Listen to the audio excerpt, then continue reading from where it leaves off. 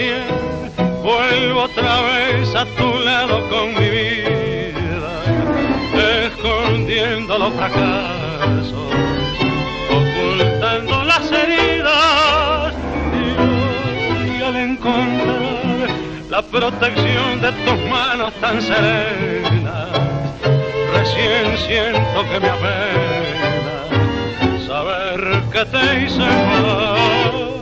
Tenía menos años y el corazón imprudente por calles del engaño rodó torpemente.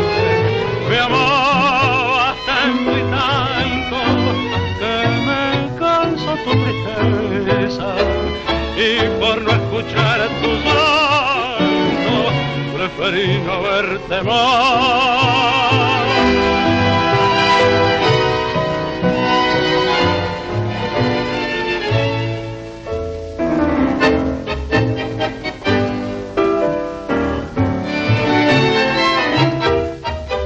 Hoy al retornar pensé encontrar el reproche de tu olvido, y tan solo hallé el castigo de todo tu